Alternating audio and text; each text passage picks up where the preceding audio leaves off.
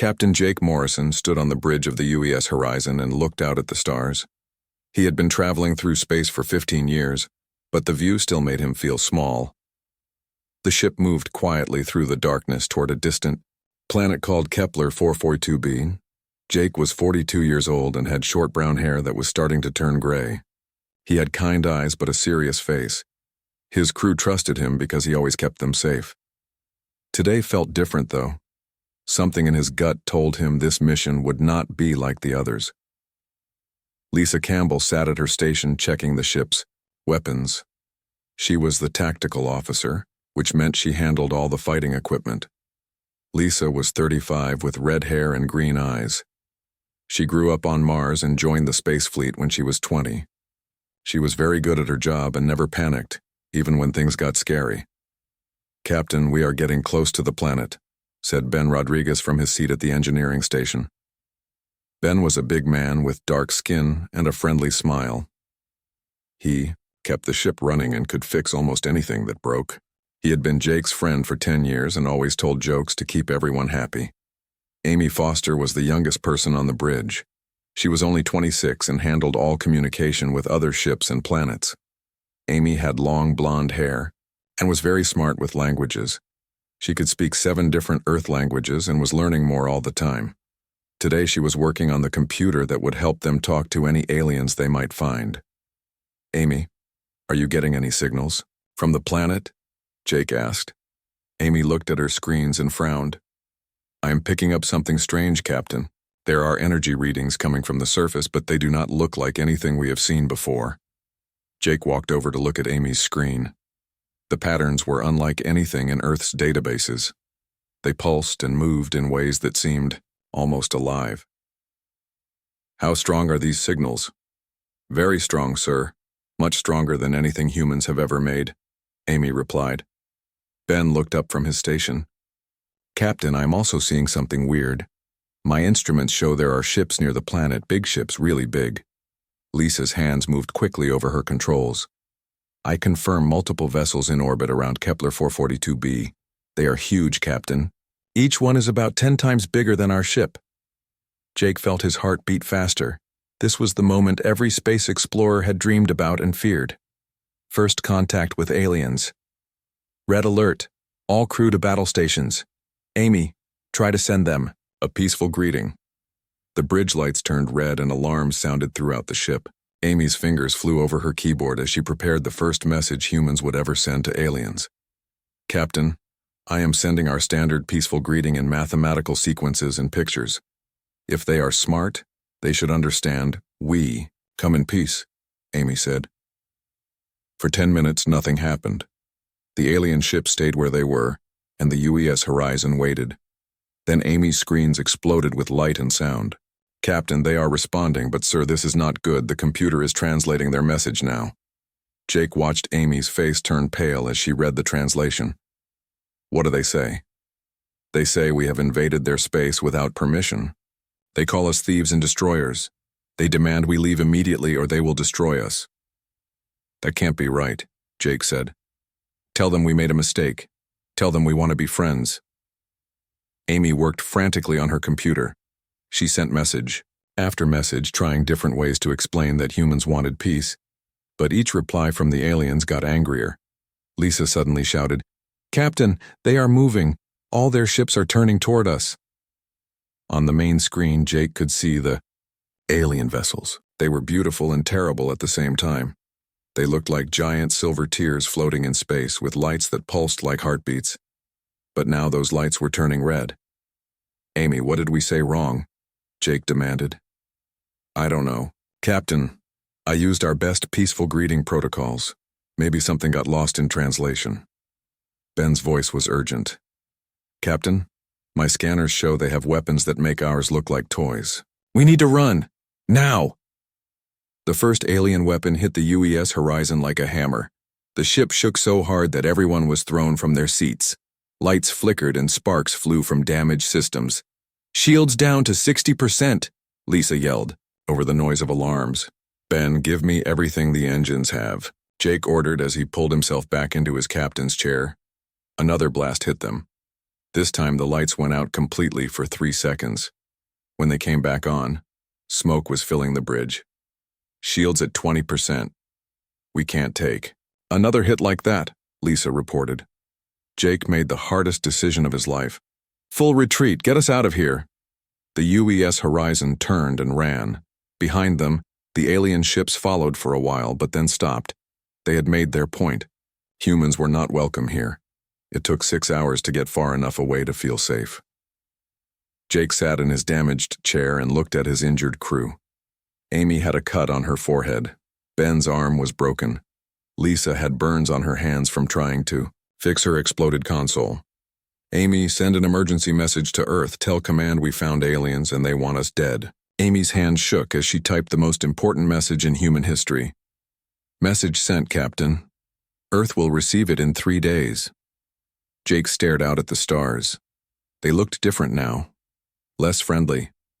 Somewhere out there was a race of aliens with weapons beyond human understanding, and they had just declared war on Earth. What do we do now, Captain? Lisa asked. Jake was quiet for a long moment. Then he spoke in a voice that was tired but determined. We go home. We warn everyone. And we get ready to fight for our lives. The UES Horizon limped through space toward Earth, carrying the news that would change humanity forever. First contact had gone terribly wrong, and now humans faced an enemy they could not defeat with current technology. But Jake Morrison did not know that sometimes the best victories come not from having the biggest guns, but from being more clever than your enemy. Humanity's greatest war was about to begin, and their greatest strength was something the aliens could never understand. 3 days after Captain Morrison's message reached Earth, President Karen Mitchell sat at the head of a long table in the emergency council room. She was 58 years old with gray hair and sharp blue eyes. She had been president for 6 years, but nothing had prepared her for this moment. Around the table sat the most important people on Earth. Admiral Steve Parker commanded all of Earth's military forces. He was a tall man with white hair and many scars from old battles. Next to him sat Dr. Claire Thompson, Earth's best scientist who studied alien life. She was young for such an important job, only 34, with brown hair and thick glasses. Tell me again what happened out there, President Mitchell said to the hologram of Captain Morrison that flickered above the table. Morrison's tired face looked back at them from millions of miles away. Madam President, we tried to make friends. We sent our most peaceful greeting. But something went wrong with the translation. They think we declared war on them. Admiral Parker leaned forward. How many ships did they have? At least 50, sir. Each one 10 times bigger than ours. Their weapons destroyed our shields in 2 hits. If they had wanted to kill us, we would be dead. Dr. Thompson pushed her glasses up her nose. Captain, did you get any readings on their technology? Yes, Doctor. My engineer Ben Rodriguez recorded everything. Their power sources are beyond anything we understand. Their weapons use some kind of plasma energy.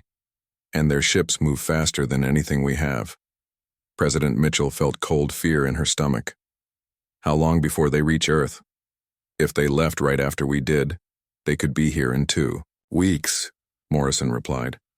The room fell silent. Everyone understood what this meant. Earth had 2 weeks to prepare for a war they could not win. Admiral Parker stood up.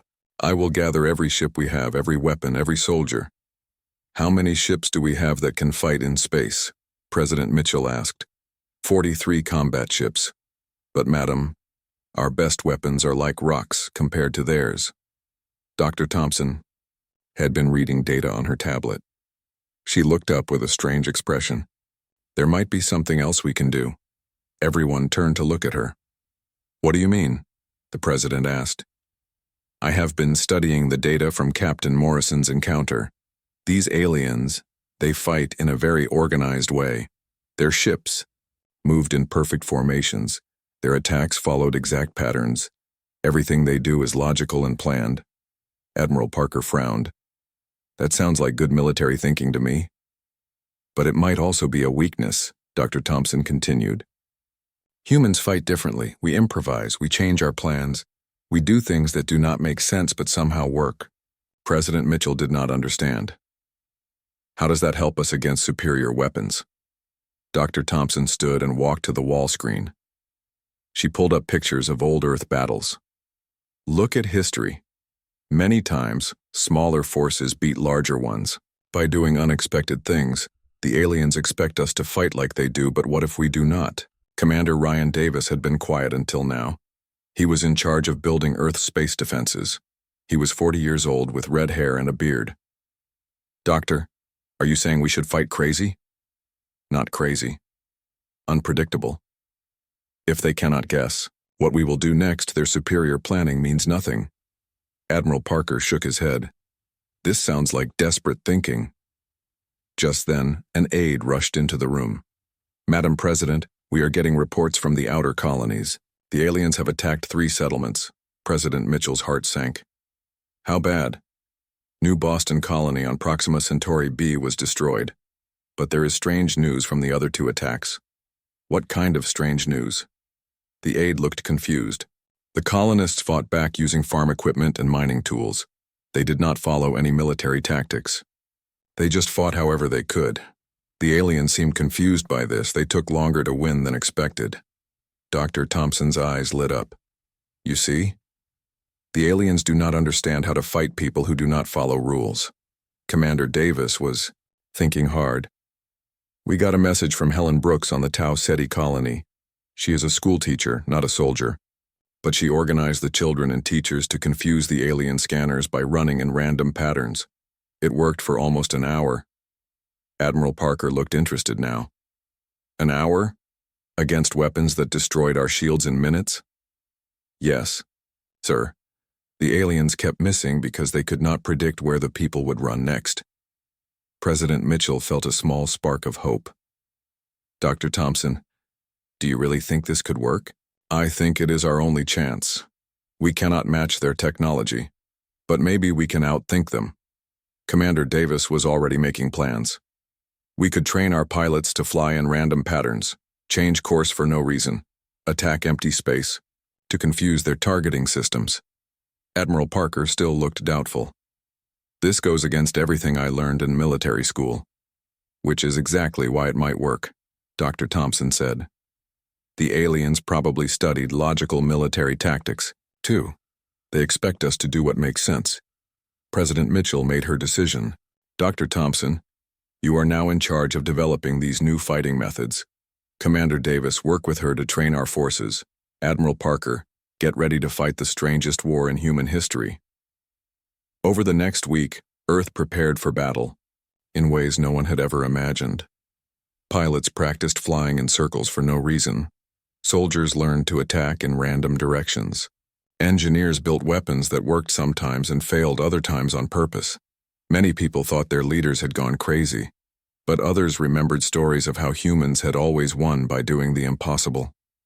Nina Garcia was one of Earth's best engineers. She worked day and night building new weapons that made no logical sense. Some shot backwards. Others played loud music while firing. One weapon did nothing but flash bright lights in random colors. This is the stupidest thing I have ever built, she told her assistant. I love it. Meanwhile, reports kept coming from the outer colonies. Every time humans fought in unpredictable ways, the aliens took longer to win. When humans followed normal military tactics, they lost quickly.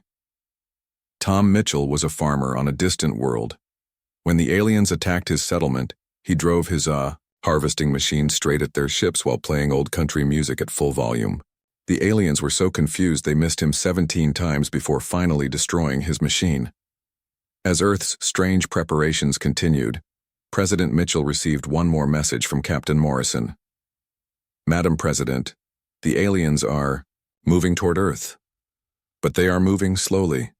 Our spies report they are having meetings about how to fight humans. I think Dr. Thompson was right. They do not understand us. President Mitchell smiled for the first time in a week. Good. Let us keep it that way. Earth was about to fight the most important battle in human history, and for the first time, they had a plan that just might work. 6 months had passed since the first alien attack, and Captain Jake Morrison was flying through space again. This time he commanded a new ship called the UES Defiance. The ship looked different from the old Horizon. It had weapons that made no sense and armor that was painted in crazy patterns. Jake stood on the bridge watching his crew work. Lisa Campbell was still his tactical officer, but now she had new weapons that confused even her. Ben Rodriguez had rebuilt the ship's engines to run in strange ways that alien computers could not predict. Amy Foster worked on communication systems that sent random signals to confuse enemy scanners. "Captain, we are approaching the asteroid field where the aliens have been hiding," Lisa reported. Jake nodded. Today they would test Earth's new way of fighting. Dr. Thompson called it the human doctrine, but the soldiers had a simpler name for it. They called it fighting crazy. Lieutenant Colonel Maria Santos led the ground forces on nearby planets. She was a small woman with black hair and fierce eyes. Maria had spent months learning how to fight in ways that made no logical sense. Soldiers loved her because she won battles that should have been impossible. "Santos to Morrison," came her voice over the radio. "My troops are ready on the surface. We have mining equipment, farming machines, and some really loud music." Jake smiled. "Understood, Colonel. Remember, the goal is not to win. The goal is to confuse them so much they make mistakes." On the planet below, Maria looked at her strange army. She had farmers like Pete Johnson who drove tractors with rocket launchers welded to them. She had miners like Alex Chen, who knew how to make explosions in all the wrong places. She had ordinary people who had learned to fight like no military school ever taught. "Listen up, everyone," Maria called to her troops. "When those alien ships come down, do not try to shoot them. Instead, run around in circles. Play your music as loud as possible. Drive your vehicles backwards, make them think we have all gone crazy." One of her soldiers raised his hand. "Colonel, what if they shoot at us?" "Then keep running in circles, but run faster," Maria replied, with a grin. In space, Jake's ship detected movement. The alien patrol was coming, just as Earth's spies had predicted. There were 5 alien ships, each one still much bigger and stronger than the UES Defiance. "Amy, start broadcasting random signals. Mix in some old Earth TV shows, weather reports, and cooking recipes," Jake ordered. Amy's fingers danced over her controls. Soon the space around them was filled with signals about tomorrow's rain, how to make apple pie, and episodes of ancient cartoons. The alien ships stopped moving. Jake could imagine their confusion as their computers tried to make sense of the chaos. "Lisa, fire all weapons but not at the alien ships," Jake commanded. Lisa looked confused but followed orders. The UES Defiance began shooting at empty space, asteroids, and even their own shadow. To the aliens, it looked like the humans were either insane or using some kind of weapon they could not understand. Dr. Thompson had been right about alien thinking. The alien commander on the lead ship tried to analyze the human attack pattern. His computers worked for 10 minutes trying to find the logic in shooting at nothing. Finally, the computer gave up and displayed an error message. On the planet below, Maria gave her signal. "Now, everyone do your thing." Pete Johnson started his tractor and began driving in figure-8 patterns while his rocket launcher shot at clouds. Alex Chen set off explosions that spelled out random words in the dirt. A group of teachers led by Jenny Baker started playing 5 different songs at the same time while running backwards. The alien ground forces had never seen anything like it. Their training told them to attack military targets, but they could not figure out what the military targets were. Was the tractor a weapon? Were the exploding words some kind of code? Why were the humans running backwards while singing? The alien. Computers tried to process this information and failed completely. Error messages appeared on every alien screen. Their weapons, designed to target logical military formations, could not lock onto targets that moved in random patterns. In space, Jake pressed his advantage. "Ben, make the engines work wrong on purpose." Ben grinned and pushed buttons that made the ship move in jerky, unpredictable ways. The UES Defiance bobbed and weaved through space like a drunk person trying to dance. The alien ships tried to target them, but their advanced targeting systems needed to predict where the enemy would be. When the enemy's movement made no sense, the systems could not calculate a solution. "This is impossible," the alien commander said to his crew. "Their tactics violate every principle of warfare." His tactical officer was equally confused. "Sir, should we retreat and ask for new orders?" For the first time in their history, the aliens were losing to an enemy with inferior technology, not because the humans were stronger, but because they were so unpredictable that alien computers could not fight them. Dr. Thompson had been watching the battle from Earth. She smiled as she read the reports. Her theory was working. The aliens were so advanced that they had forgotten how to deal with chaos. Luke Thompson, her research assistant, looked at the data with amazement. "Doctor, the alien ships are actually retreating. They are running away from farm tractors and bad music." "Not running away," Dr. Thompson corrected. "They are withdrawing to analyze what they cannot understand. This gives us time to prepare for the next phase." Back in space, Jake watched the alien ships pull back. "All units, return to base. Mission accomplished." "Captain?" Lisa asked. "Did we just win by acting crazy?" Jake laughed. "Lisa, I think we just discovered that sometimes the best way to fight is to not fight the way anyone expects." Maria's voice came over the radio from the planet. "Morrison, this is Santos. My people are asking if they did good. Half of them think they just made fools of themselves." "Tell them they just saved Earth," Jake replied. "And tell them to keep practicing. This war is just getting started." As the human forces returned to their bases, alien commanders across the galaxy held emergency meetings. They had encountered an enemy that could not be defeated by superior technology alone. For the first time, they were afraid of humans, not because of what humans could do, but because of what humans might do next. The tide of war was beginning to turn, and it was turning because humans had learned to fight with their greatest weapon, the ability to be completely unpredictable. 1 year after the war began, Admiral Steve Parker stood in the command center on Earth looking at a big map of space. Red dots showed where alien ships were stationed. Blue dots showed human forces. For the first time since the war started, there were more blue dots than red ones. "Operation Wildcard is ready to begin," Commander Ryan Davis reported. He had spent months planning the most confusing military operation in human history. Admiral Parker nodded. "Send the signal to all ships, begin the attack." Across 3 different star systems, human fleets prepared to launch attacks that would make no sense to anyone watching. Captain Jake Morrison commanded the main fleet from his ship, the UES Defiance.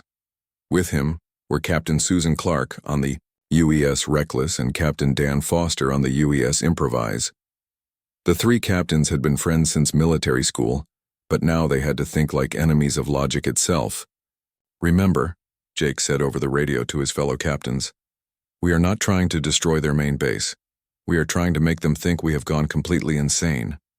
Susan Clark was known for being very organized and logical. Learning to fight crazy had been hard for her, but now she was one of the best at it. "My ship is ready to attack the empty space near Wolf 359. We have loaded our weapons with paintballs and fireworks." Dan Foster laughed. His ship was loaded with the strangest weapons ever built. "My crew is ready to broadcast cooking shows while we shoot at our own shadows. This should be fun." The alien commander Zethkar sat in his command ship, watching the human fleets approach. He had been studying human tactics for months, but he still could not understand them. His best computers had analyzed thousands of human battles and found no pattern at all. "Sir," his tactical officer reported, "the human fleets are moving toward our positions, but they are not heading for our main base." Zethkar studied the display. The humans were approaching 3 different locations that seemed to have no military value. One fleet was heading for empty space. Another was moving toward a field of small asteroids. The third was approaching a destroyed human ship from an old battle. "What are they planning?" Zethkar wondered aloud. His science officer tried to help. "Perhaps they are using a strategy we do not understand. Our computers cannot find any logic in their movements." "That is exactly the problem," Zethkar said. "How do you fight an enemy that does not use logic?" Meanwhile, Lieutenant Colonel Maria Santos was leading ground forces on 3 different planets at the same time. Her troops included Corporal Kate Robinson, a young woman who had learned to fight using dance moves, and Sergeant Paul Martinez, who specialized in confusing alien scanners with mirror tricks. On the first planet, Kate led her squad in what looked like a party. They played loud music, danced around alien positions, and shot their weapons while spinning in circles. The aliens could not tell if this was an attack or some kind of human celebration. On the second planet, Paul used mirrors and lights to make it look like there were thousands of human soldiers when there were really only 50. The aliens kept shooting at reflections while the real humans snuck up behind them. On the third planet, Maria herself led a group of farmers and miners who had turned their work vehicles into the strangest army ever seen. They drove backwards, upside down, and in spirals while their modified equipment shot in random directions. The aliens tried to respond to all these attacks, but their computers could not process what was happening. When they tried to target the dancing soldiers, the dancers would suddenly stop and lie down. When they shot at the mirrors, more mirrors appeared in different places. When they tried to destroy the crazy vehicles, the vehicles would suddenly drive into holes in the ground and disappear. Back in space, Jake Morrison was beginning the strangest space battle in history.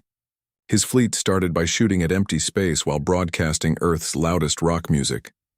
The alien sensors detected weapons fire but could not find any targets being hit.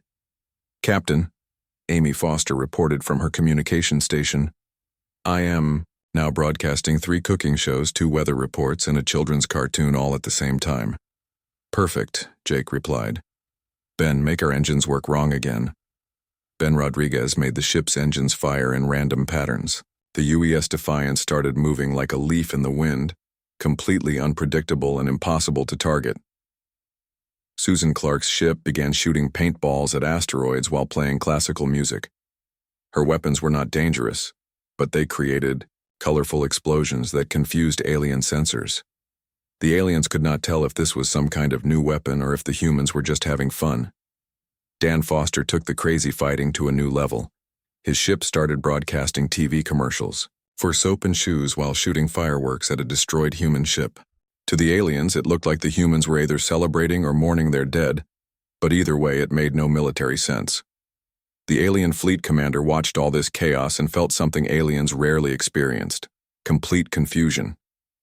His weapons could destroy any human ship easily, but he could not figure out which ships to shoot at or why the humans were doing what they were doing. "Sir," his tactical officer said, "should we attack the ship that is shooting at empty space, the one that is painting asteroids, or the one that is shooting fireworks at wreckage?" Zethkar realized he was facing his worst nightmare, an enemy that could not be understood. "All ships, withdraw to safe distance. We need to study this new human strategy." For the first time in the war, alien ships retreated not because they were outgunned, but because they were outconfused. The humans had won by being so unpredictable that the aliens could not figure out how to fight them. Dr. Claire Thompson watched the battle results from Earth and smiled. Her research assistant Luke Thompson looked at the data with amazement. "Doctor, the aliens are retreating from all 3 systems. Our forces did not destroy a single alien ship, but we scared them away." "Better than destroying them," Dr. Thompson replied.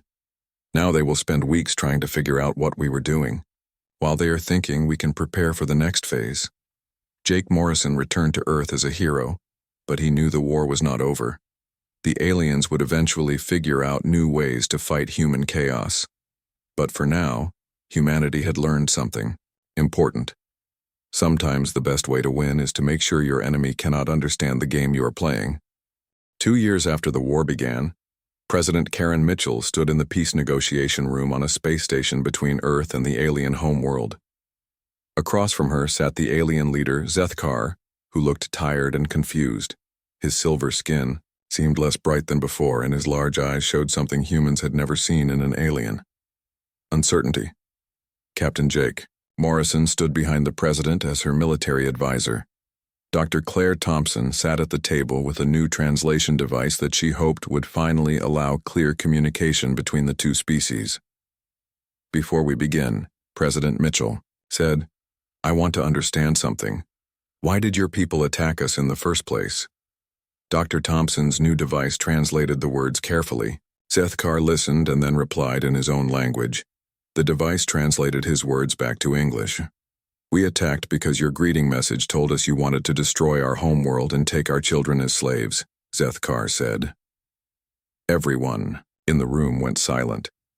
President Mitchell looked shocked. That is not what we meant to say at all. We wanted to be friends.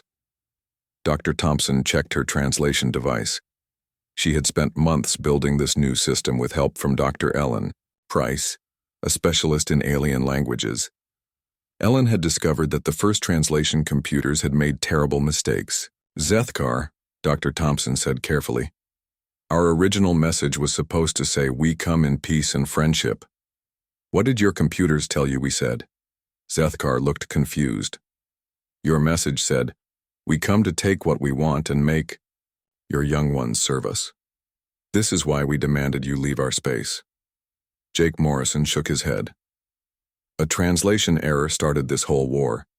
But that does not explain why you continued fighting after we showed we were peaceful, President Mitchell said. Zethkar's translator officer spoke up. Your people do not fight in any way we understand. In every battle, you do things that make no sense. Our computers cannot predict your actions. This makes us think you are either very dangerous or completely insane. Dr. Thompson smiled. We are neither dangerous nor insane. We are just different from you. Humans like to improvise and try new things. We do not always follow logical patterns. This is impossible, Zethkar said. How can a civilization advance without logic and order? Ellen Price, who had been quiet until now, leaned forward. May I ask you something, Zethkar? In your society, does everyone always do exactly what they are supposed to do? Of course, order and logic are the foundation of civilization, but what happens when you face a problem that has no logical solution? Zethkar looked puzzled. All problems have logical solutions. Our computers can solve anything. Jake Morrison realized something important. What if we could help each other? You have better technology than us, but we might be able to help you with problems your computers cannot solve. What kind of problems? Zethkar asked. Dr. Thompson pulled out a tablet and showed pictures of human art, music, and inventions. These are things humans created by thinking in new ways. We call it creativity. Your computers are very smart, but can they create something beautiful just because it makes people happy? Zethkar studied the pictures. He saw paintings that followed no mathematical rules but were somehow pleasing to look at. He heard music that had no logical pattern, but made him feel emotions he did not understand. This is very strange, he said. Why do humans make things that serve no logical purpose? Because they make us happy, President Mitchell replied. And sometimes, when we try to make something beautiful or fun, we accidentally discover something useful. Amy Foster, who had been working on the translation system, spoke up. Zethkar, may I show you something? She played a recording of the battle where humans had confused alien computers by broadcasting random signals. Listen to this part, Amy said, playing a section where someone was singing an old Earth song while shooting at asteroids. Does this sound logical to you? No, it sounds like chaos, Zethkar replied. But it worked. Our chaotic signals confused your computers because your technology was designed to process logical information. When we gave it chaos, it did not know what to do. Zethkar was beginning to understand. You are saying that your greatest strength is your ability to be illogical? Not illogical, Dr. Thompson corrected. Creative.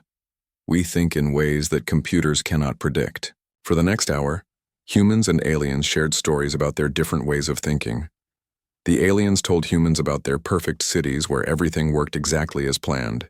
Humans told aliens about their messy cities where people did unexpected things that sometimes led to wonderful discoveries. Jenny Baker, the cargo pilot who had escaped an alien ship by playing loud music, was invited to speak. I was not trying to be a hero, she said. I was just scared and did the first thing I could think of. I played my favorite song and flew around in circles. I never expected it to work.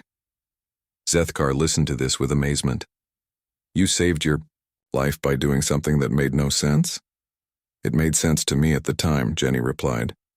When humans are scared or excited, we do not always think logically. We just do what feels right.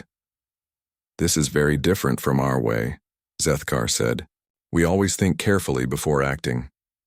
President Mitchell saw an opportunity. What if we could combine our ways? Your logical thinking with our creative thinking?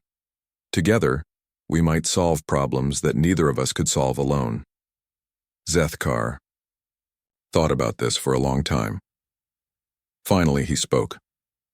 My people have been trying to solve certain problems for many years. Our computers say these problems have no logical solution. Perhaps your creative thinking could help. And your advanced technology could help us explore space and learn new things, President Mitchell replied. Dr. Thompson brought out the peace treaty papers. Instead of fighting each other, we could work together. Humans could help aliens think creatively. Aliens could help humans with advanced science. 3 hours later, the Treaty of Peace and Cooperation was signed. Both sides agreed to share knowledge and work together to explore the galaxy. 6 months after the treaty was signed, Captain Jake Morrison stood on the bridge of a new ship. Half of his crew was human and half was alien. The ship itself was built using alien technology, but designed with human creativity. His alien co-captain, a young alien named Veltar, looked out at the stars ahead of them. Captain Morrison, where shall we explore today? Jake smiled. Somewhere we have never been before. Somewhere that might surprise us. I like surprises now, Veltar said. They are much more interesting than logical plans. As their ship flew toward unknown stars, Jake thought about how the war had ended. Humans and aliens had stopped fighting not because one side won, but because they realized they were better together than apart. The galaxy was full of mysteries waiting to be solved, and now two very different kinds of minds would work together to solve them. It was going to be an interesting adventure.